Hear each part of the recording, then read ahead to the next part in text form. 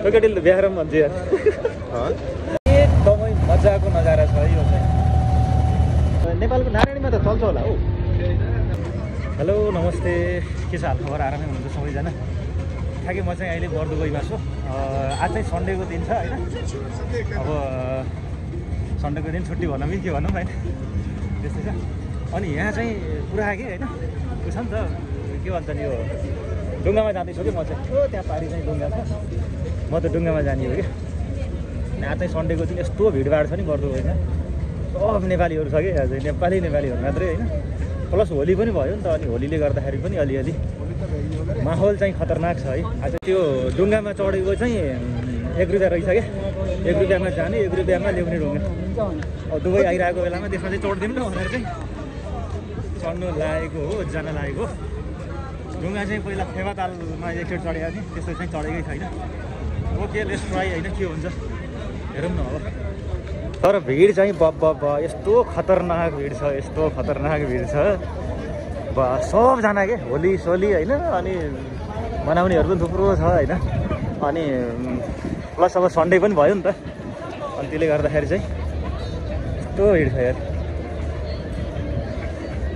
के फाइनली चाहिँ 1 रुपियाँको डुङ्गा चढ्ने ठाउँमा चाहिँ आइयो है। ल यही हो, यहाँ चाहिँ जाँदैछौँ। लेट्स सी है त। आमामा कति धेरै मान्छे हुन्छ यार। हाम्रो डुङ्गा चाहिँ यही हो है। ल आयो ओके। ल यस्तो मसिन पो हुँदो रहेछ त्यो डुङ्गा चाहिँ खतरनाक हल्लिरहेछ कि अहिले चाहिँ, एकदम हल्लिरहेछ। ओके है त, फर्स्ट टाइम एक्सपिरियन्स गरिरहेको छु नि यो डुङ्गा चाहिँ। पहिला जमानामा एकचोटि पोखरामा गरेँ हो, नत्र गरेको थिएन कि। म चाहिँ सबको डुङ्गामा भ्लगिङ छ हेरौँ। डुङ्गाको ड्राइभर आउँदैन त।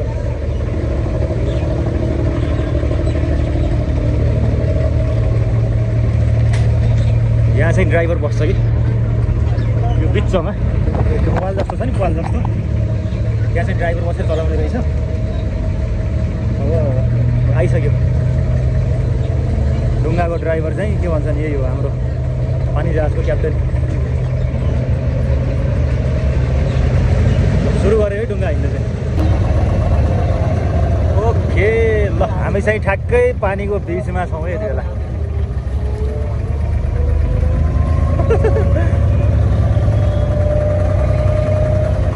घुमाइरहेको त हेर्दै।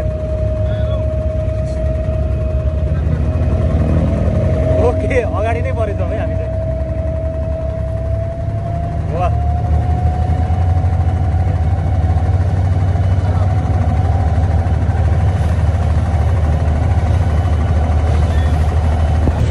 बोटमा चढ्नु पाएको छैन, पैसा माग्न सुरु गर्छ यार।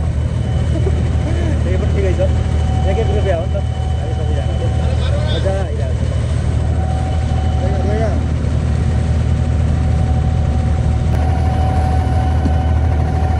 ठ्याक्कै समुद्रको बिचमा छौँ है हामी चाहिँ अहिले।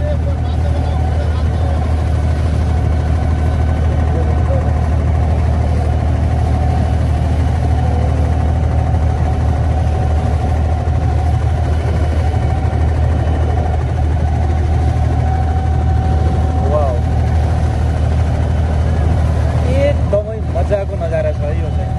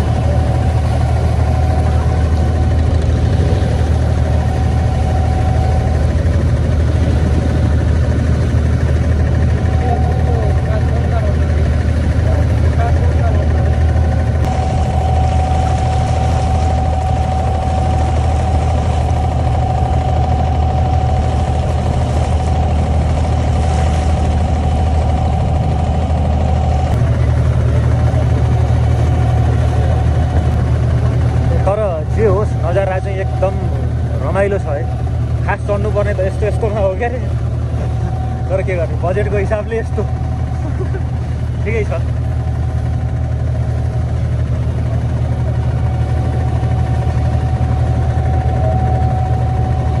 यहाँ मजाको सिन छ कि।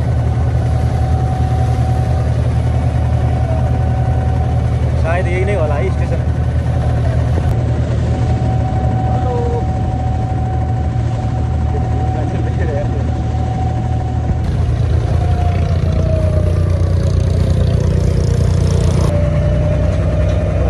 के हो यार, ठोकिन्छ त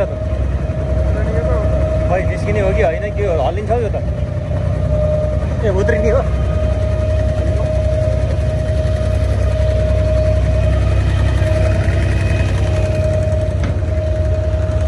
ओके फाइनली ल यहाँसम्म चाहिँ आयो।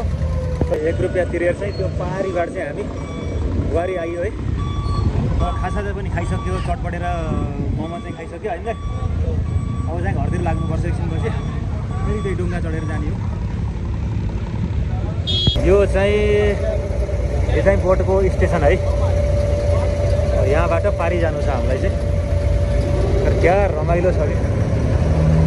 स्टार्ट भयो, बोट स्टार्ट भयो।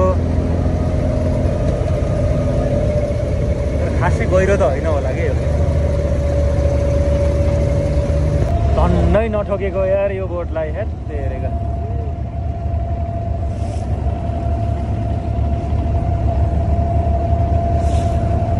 ल समुद्रको यो सनसेट टाइपको क्या, यस्तो मजाको देखिरहेछ नि।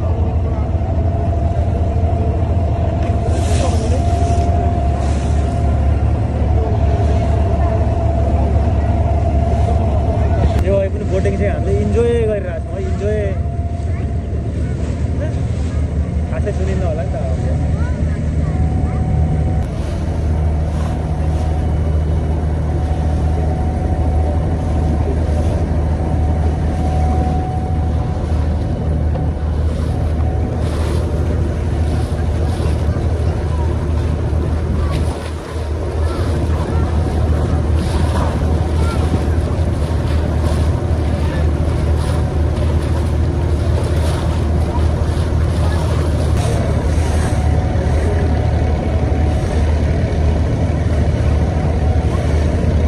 रमाइलो गर्न हिँडिरहेको छ नि।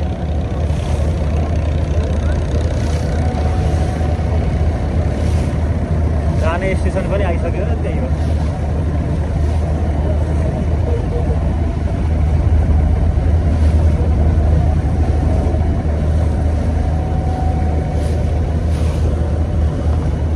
ल है, साँझको भ्यू चाहिँ एकदम मजाको छ है यार। विदेशमा आएर समुद्रमा पनि बोटिङ गरिरहेन भने त के आउनु हो, मजै छैन यार। विदेश आइसकेपछि एकचोटि डुङ्गा चाहिँ चढ्नुपर्छ कि।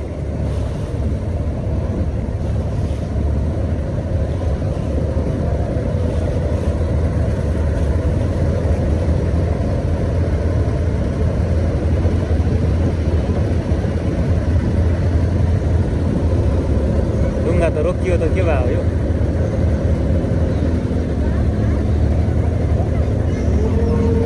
बिचमै रोक्यो त। यो चराहरू हेर कति नजिकबाट उभिरहेछ। आइजो आइज, मेरो हातमा आइज। खानेकुरा हुने भने चाहिँ चरा हातमै आउँथ्यो कि। खानेकुरा हुनुपर्छ।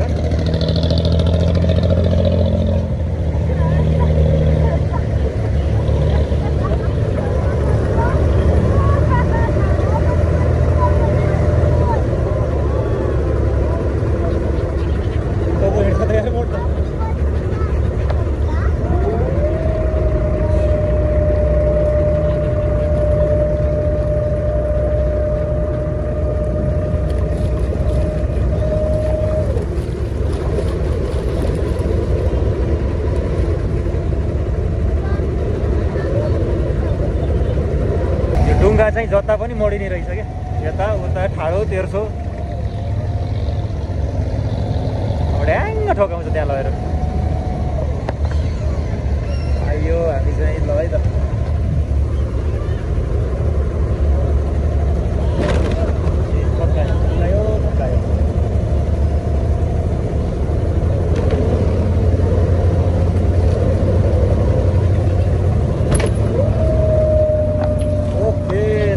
डेस्टिनेसन चाहिँ आयो, जहाँबाट हामी चढेका थियो त्यहीँ आयो। ढुङ्गामा चाहिँ चढेर आयो होइन, तर भने जस्तो त खतरा मजा चाहिँ आएन कि।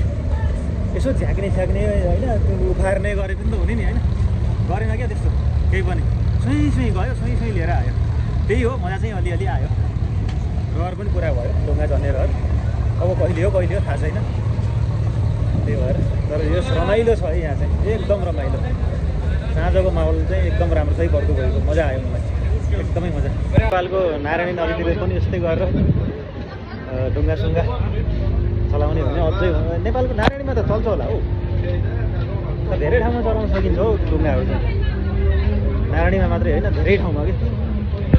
आमा के साह्रो भिड हो त यार। यो चाहिँ हिजो होली थियो, आज पनि होली मनाउँदो रहेछ क्या, कति होला है।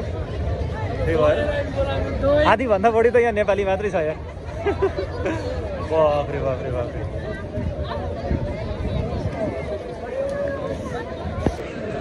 केटीले बिहा गरौँ भन्छ यार, बिहा गरौँ पो भन्छ त यार।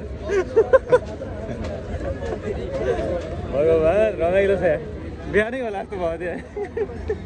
के छ दाइ?